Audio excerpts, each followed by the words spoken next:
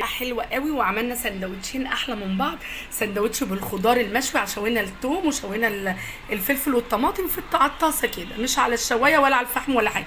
عملنا واحد بالخضار وواحد بالطحينه احلى من بعض. يلا بينا نشوف الوصفه. السلام عليكم ورحمة الله وبركاته. ازيكم عاملين ايه؟ يا رب تكونوا بألف خير. صلوا على النبي عليه الصلاة والسلام. وتعالوا بما اننا بقى في العيد الكبير نعمل احلى سندوتش فشة. الفشة طبعا ملهاش شخصية قوي، واحنا هنعمل لها احسن شخصية النهاردة عشان يبقى لها طعم كده في السندوتش. ملهاش شخصية يعني فيهاش دهون، ما فيهاش طعم قوي قوي، فاحنا هنقدر بطريقتنا وبالوصفة بتاعتنا وشوية توابل كده نعمل لها شخصية محترمة. يلا بينا نبدأ على طول. اول حاجة كده معانا الحله اللي هنحط فيها الفشه. انا الفشه الحقيقه ما بقطعهاش الا بعد ما بتتسلق، يعني ما ينفعش نقطعها حتت صغيره واحطها قبل ما بتتسلق، الحقيقه بتكش جامد، فمش هينفع احط عليها، مش هينفع اقطعها الا بعد السليق. هحط عليها وانا بسلقها بقى الفشه بتاعتي دي حلويات، والحلويات مش حلويات يعني كامله كلها، يعني الحته دي حلويات ودي دهنه.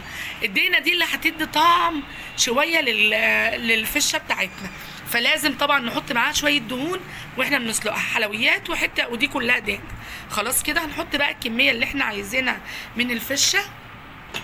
هنحط بقى شويه منكهات كده، حطينا تقريبا نص كيلو من الفشه وشويه الدهون اللي قلنا عليه. هنحط بقى منكهات عايزين طعمها يبقى حلو وغني كده. اول حاجه هنحطها ورق لورا وعود كده مكسر من القرفه، وهنحط كمان كام فص من الثوم زي ما هو صحيح كده، وهنحط كمان بصلايه بس هقطعها 4/4 يعني كده مثلا او 6 كده اهو، وهنحط كمان طماطمايه،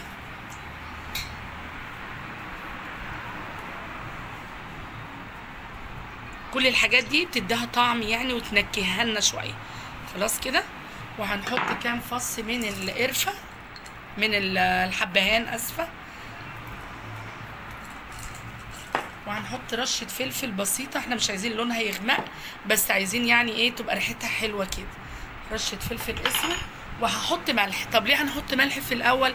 انا عايزه كل الحاجه اللي جوه الفشه تنزل، يعني بمعنى اصح الميه اللي جواها كلها تخرج منها، فهحط ملح عشان نساعد على اي حاجه جوه الفشه تخرج. هحط رشه من الملح كده، رشه حلوه محترمه يعني مش شويه صغيرين، وهحط كميه ميه احنا عايزين نسلقها تماما. طبعا احنا مش هينفع نعملها لما تتسلق خالص. نصيحه زي ما قلت لكم ما تقطعوهاش، سيبوها صحيحه كده عشان لو قطعتوها هتكش منكم قوي. بعد ما حطينا كل الكلام ده هنروح طبعا نولع عليها على النار ونسيبها لما تستوي تماما، تستوي خالص السوى اللي يريحكم. يعني في ناس تحبها مثلا مستويه قوي، في ناس تحبها بتشد شويه، زي ما انتوا عايزين. انا هسويها وارجع لكم تاني. برافو. بعد ما سلقنا الفشه بتاعتنا، اولا الشوربه عايزه اوريكم بس لون الشوربه عامل ازاي. الشوربه عامله زي ما تكون شوربه لحمه، والله الريحه طالعه تحفه تحفه بجد. طبعا هي ديت بس عشان اللي طالعه من الشوربه، فهي بس لونها احمر وجميل طبعا، والدهون اللي احنا سلقناها معاها والحلويات دي اتسلقت خالص. ريحه الشوربه تحفه تحفه تحفه، تحس انك مش بتاكلي فشه. طبعا زي ما اتفقنا ان احنا هنعمل السندوتشات بتاعه الفشه، بس اول حاجه بقى كده هنمسكها نقطعها الاول. بسم الله الرحمن الرحيم. هقطع بقى الفشه بتاعتي لحتت رفيعه، انا مش عايزاها تكون قطع تخينه كده، عايزاها رفيعه قوي عشان لما نحطها في الساندوتش يبقى لها يعني نعرف نحطها كده ومتبقاش تخينه كده بتلظ قوي. قطعنا بقى الفشه بتاعتنا بالمنظر ده كده اهو، رقيقه يعني مش تخينه قوي، بالشكل ده كده. خلاص، وهنقطع كمان الدهون دي لان الدهون دي اللي هنحمر فيها الفشه بتاعتنا. قشرت توم بقى للفشه بتاعتنا وقسمتها نصين كده، بس مش هفرمها ولا هخرطها، هي زي ما هي كده. وهقطع قرنين فلفل بقى حراقين او باردين، يعني الفلفل الرومي او الفلفل الحراق براحتكم. هقطعها بالشكل ده كده، وهشيل منها البذر خالص. وقطعت كمان طماطم كده شرايح بس مش رفيعه قوي، يعني سميكه شويه كده، وهقول لكم هنعمل بيها ايه دلوقتي. يلا بينا بقى نعمل الطبق بتاعنا التحفه ده. الحاجه الحلوه بتاعتنا كده وحضرناها كلها، هننزل اول حاجه بالدهون. ليه بقى؟ هي دي اللي هنخليها تدي منها الفشه بتاعتنا الشخصيه والطعم كده، لان انتوا عارفين الفشه ما فيهاش اي نوع دهون، فمش هينفع تتحمر منها لنفسها كده، دي دهنه وحلويات. خلاص هنحطها بس الاول كده، انا سبتها بس شويه ما اشتغلتش على طول، عشان كده مسكت شويه بالشكل ده. سيبها بس تسيح الاول كده. بعد بقى ما قلبنا الحلويات بتاعتنا اللي هي الدهنه وفيها الحلويات، طبعا الدهنه ساحت نزلت الدهون بتاعها بالشكل ده. هرش بقى رشه الاول كزبره ناشفه كده، رشه حلوه محترمه كده. وهنزل كمان برشه كمون، بس الكمون مش كتير، رشه بسيطه. وهنزل كمان برشه من الفلفل الاسود اهو. وهنزل كمان برشه ملح، رغم ان احنا حاطين ملح اصلا، بس برضو يعني ايه رشه بسيطه كده واحنا بنحمر. طبعا سامعين بقى الفرقعه، الدهنه عماله تسيح، فبصراحه يعني طلعت كل الدهون اللي فيه. هظبط كل دول كده خلاص اتحمروا خالص، هقلبهم بس في الكزبره عشان الريحه تظهر كده، وهركن الحاجه دي كده على جنب بالشكل ده. وهنزل بقى بالفشه بتاعتي عشان احمرها كمان اهو. مش هحط الكميه كلها، يعني الكميه اللي تتحمر تتركن على جنب. احمرها بقى من على الوش كده واقلبها على الوش التاني بالشكل ده.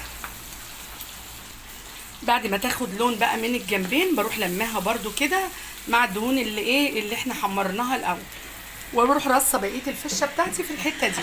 طبعا الطاسه اللي لمين فيها دي في النار بعيد عنها شويه، يعني انا كده بعد الطاسه عن النار هرص بقى الكميه اللي فاضله بتاعتي من الفشه في الجنب الفاضي ده اهو بالشكل ده كده. لم بس ده كده عشان نعرف نحمر بقيه الفشه بتاعتنا. بصوا ما شاء الله اللون اللي اتحمر خدت لون وريحه، وشويه التوابل والكزبره عامله جو تحفه.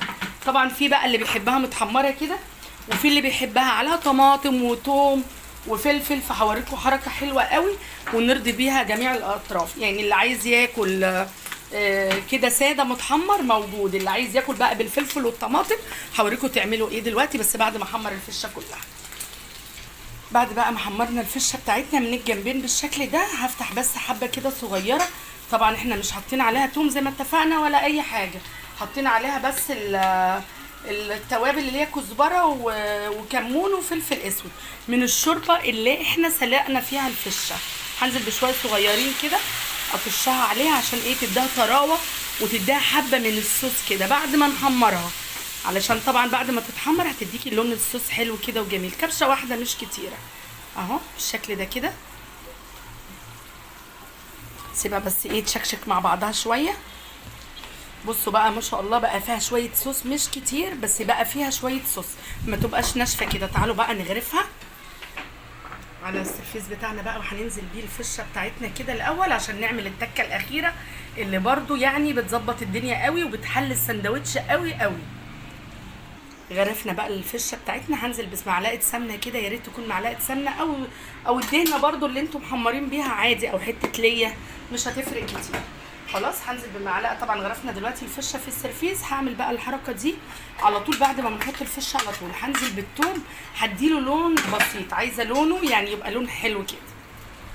قلبنا الثوم لسه ما خدش لون، هركنه بس على جنب كده ياخد لون براحته عشان نستفاد بالوقت. وهنزل بقى بالفلفل اللي انا مقطعاه كده، عايزاه ياخد لون حلو برده يعني كده اهو. حطينا بقى الفلفل بتاعنا ده كده ياخد لون براحته، بس طبعا ما ننساش الثوم، انا عايزه الثوم يبقى لونه يعني لون الكراميل كده. اول بقى الثوم بتاعنا كده ما بياخد اللون الحلو قوي ده ما نحمرش عن كده عشان ما يمررش.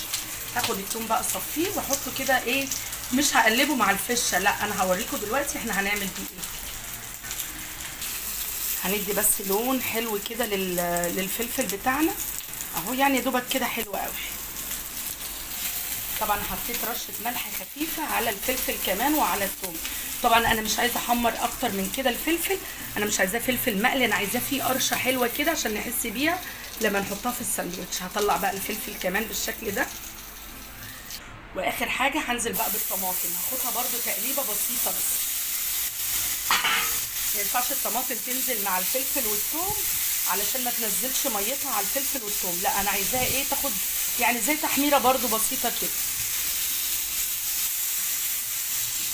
طبعا الطماطم تكون مش طريه قوي علشان انا مش عايزاها تنزل ميتها خلاص، وتكون كمان يعني الطاسه سخنه قوي، كفايه قوي كده خدت يعني لون اكننا شويناها على الجريل. خلاص هطلع كده جنب الفشه بتاعتي. تعالوا بقى اوريكم بعد ما غرفنا الطبق التحفه ده ايه فكره ان انا اعمل ده لوحده وده لوحده، ما خلطناهمش على بعض ليه؟ زي ما قلت لكم عشان نرضي جميع الاطراف. هننزل طبعا بسندوتش من الفشه بتاعتنا كده اهو.